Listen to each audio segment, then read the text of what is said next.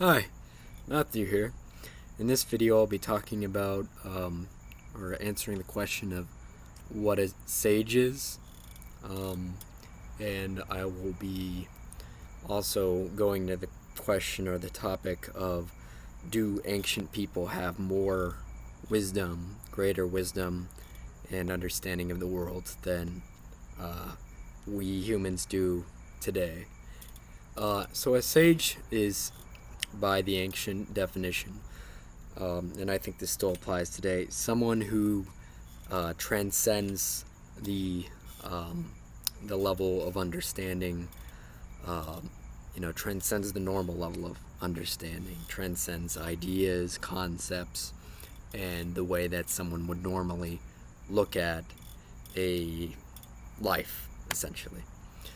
And a sage to me is someone who's meditated and has um, experiences in life that opens their eyes up to new possibilities, and gives them wisdom. Maybe they have an experience that they'd call an awakening, and I've had experiences that are, I suppose, awakenings, or at least of some level, and or after many years, yeah, I've had those experiences, and it's really helped me to see things in life differently, and in ways that I could never have imagined when I started my spiritual process about 10 years ago.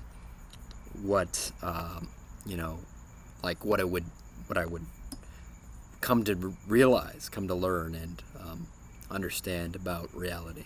And, myself, a lot of it's personal work and inner work and understanding ourselves, who we are.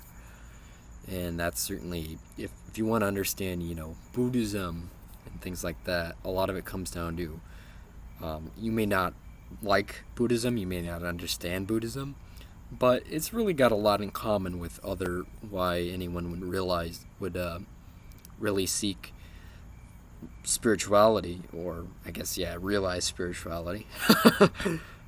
In that, we all want to understand more about ourselves. We want to understand who we are. So, a sage, I think, it definitely is someone who is a whole person, and someone who understands themselves deeply and intimately, and knows their weaknesses, knows their strengths, and realizes that they're stronger than they may look on the surface, and that they just know themselves enough that they know that they may not be perfect, but that in itself can sort of lead to a sort of transcendence when you sort of intimately know your own weaknesses and understand them and come to grips with them, and ultimately accept them for what they are. Or, maybe not weaknesses, but imperfections. I don't think that's necessarily a weakness. The point is, by knowing yourself, you transcend a lot of things that would otherwise stop you. When it comes to everything you do in life, through spirituality and self knowledge, you'll transform your approach to things and how you handle situations in life, how you see things, and how you choose to view,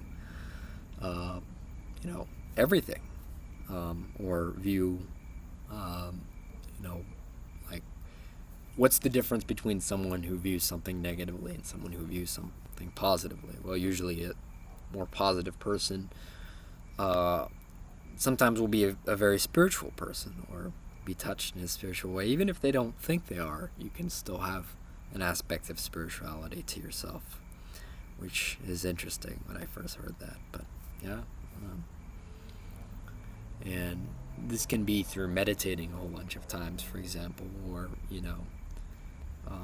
doing reading, and not saying in all cases, but not all positive people are spiritual people, but most spiritual people are positive people. So that's, yeah, I think that would be the most accurate thing to say. um, so a sage seems to be someone who deeply understands reality, but through going out and experiencing these things. A sage is someone who goes on hikes into nature and may go out into the wilderness and bear the difficulties of it, like a mountain man or something. But sometimes there's a story of a man in India a few years ago who he was out there for like months, and through his spiritual beliefs, he was in the jungle of India, which I'm sure there's all kinds of snakes there. There's probably elephants. There's tigers, all that stuff. But he believed in God, and he was like an enlightened person or something like that. And this is a long time ago, but he's this old man, and somehow he's able. I think he was like I think he was 80 years old and he was able to survive out there. And maybe he's older than 80, but he was actually able to survive out in the jungle and get through it. And he wasn't worried for most of it. He had his certainty in God, and that allowed him to prevail in that experience and be strong, get through his challenges, and basically enjoy the experience. Whereas if you, not necessarily saying you, but the average person watching this video, well, the average person on YouTube, not probably my audience is different, but will be placed out in a jungle for a couple days, and they'll be like, well, I'm in a jungle, and they'll have all these. Even myself, I probably wouldn't feel comfortable with that, but I do my best. I don't know how it would happen, but it would be a traumatizing experience after a week, certainly, or even 3 days. And the fact that this sage was able to prevail through it, and they eventually to give evidence behind the concept of a sage, he went to the hospital, and they didn't see any degradation of his body, really. He was doing fine. Maybe he was a bit skinny, but he probably was to begin with, you know what I mean? Being an ascetic who wouldn't necessarily eat a lot.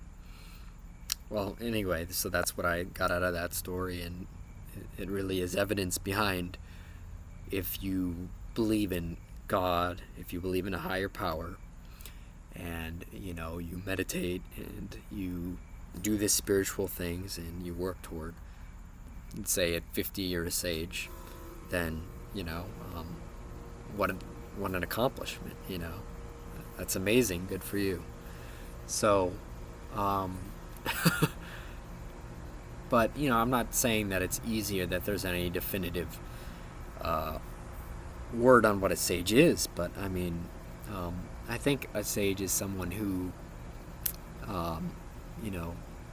he does transcend things, and as they say, is rounded in different ways. Doesn't feel himself to have a particular weakness, based on his understanding reality in a way that doesn't involve like a single precision calculation, or a series of calculations. Ultimately, no matter how much you calculate something out, there's an end to it. Whereas I feel like a sage is someone who, due to their intuition, transcends the pure mathematics of something, of life, and lives on the here and now basis. So the next question is, and I hope I answered that right, and I do think that anyone can become a sage if they devote themselves to it enough. So with that first one out of the way, the next one is, did the ancient people know more, the ancient sages and people who were interested in religion, and but the ancient cultures, did they know more than we know today? Well, I don't think they knew more scientifically, but I think that there may be a few things that we're still learning about today that the ancients knew back then, and things we're still gonna find out about that the ancients might understand. I think discovery that we make, really some ancient civilization actually knew about it and, interpreted it in their own way, like through mythology. Mythology was a really common way of understanding things, but they understood these things, and they like the Mayans knew a heck of a lot. Now I don't want to talk too boldly about saying that they did have their own science, and they understood things deeply though, and I don't want it to sound too crazy, but yeah, they had some very deep and learned understanding, and they had books that like even the Native Americans, some of them actually had books. I believe. And the ancient people knew all kinds of things that like through experience. Now, what do I mean they knew something through experience? Well, you can tell someone who's never eaten sourdough bread before that it's good. And, they can look into it and you can explain to them, or they can even tell other people that it's good because of, these properties, and it molecularly works with your taste buds in such a way that it makes you enjoy how it tastes, and you're just gonna like it because chemistry. But through direct experience, you can learn why you like a particular kind of bread, say sourdough, and in the answer I gave, and you can feel that it's good for reasons of you're actually experiencing it, and you can know without even putting it into words why you feel that say sourdough bread is a good bread, or rye bread, or like no one's gonna know what a taco tastes like unless they eat a taco, right? That's just not gonna happen. So I think through experience, that's how we learn things. And as much as I think the best scientists are the ones that get down and do the work of actually understanding things physically, and just looking at spreadsheets or whatever, the people who do that, hey, credit to them, they're geniuses maybe, but it doesn't mean that the person who experiences something firsthand, even a spiritual, there's such a thing as a spiritual genius. And like in my opinion, there's a lot of spiritual geniuses, and how does those two words go together? A lot of people would ask spiritual and genius, which is sad, but in my mind they do. And so I think like Alan Watts is a relatively modern one, but there are others, like Martin Luther, and trying to think of others, Billy Graham.